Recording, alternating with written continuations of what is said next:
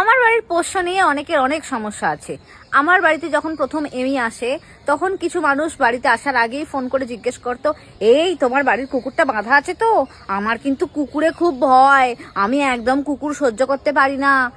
এইসব শোনার পর মনে হতো ঠিক আছে কিছুক্ষণের তো ব্যাপার, এই বলে কয়েকদিন এরকম এমিকে বেঁধে রেখে দিতাম আর উনি এসে ঘন্টার পর ঘন্টা বসে গল্প করতেন।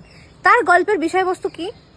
আমাদের বাড়িতে যে পোষ্য রাখা হয়েছে, পোষ্যর কতগুলো ক্ষতিকারক দিক আছে সেগুলো নিয়ে আলোচনা করা।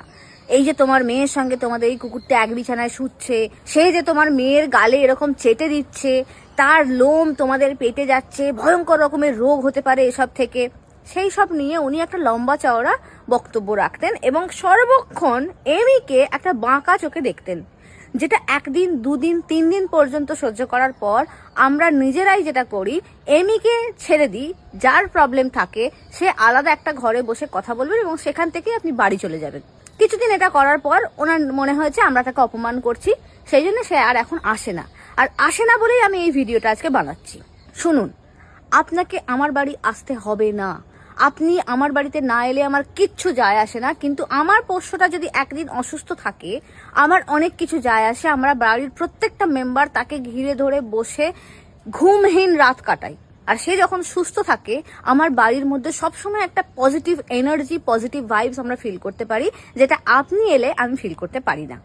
So please stay away from আস। আমার বাড়িতে আসবার কোনো দরকার নেই। আপনি আপনার মতন নিজের বাড়িতে থাকুন। যাদের বাড়িতে পোষ্য আছে তাদের বাড়িতে গিয়ে নিজেও বিব্রত হবেন না আর অন্যদেরকেও বিব্রত করবেন না। আর একটা কথা, এই ভিডিওটা কিন্তু শুধুমাত্র সেই আমার আত্মীয়ের উদ্দেশ্যে নয়, এই ভিডিওটা প্রত্যেকটা ডগ হেটার্সের উদ্দেশ্যে। আর যাদের বাড়িতে পোষ্য আছে তাদেরকে একটা সাজেশন দিই, অন্যকে খুশি করার জন্য নিজের পোষ্যকে ঘরে দড়ি দিয়ে বেঁধে রাখার কোনো দরকার নেই। অন্যদের থেকে আপনার পোষ্যটা আপনার কাছে অত্যন্ত ইম্পর্টেন্ট। তাদেরকে নিয়ে খুব ভালো থাকবেন, তাদেরকে নিয়ে সবসময় হাসি খুশি মজা করে দিন কাটাবেন। খুব ভালো থাকবেন।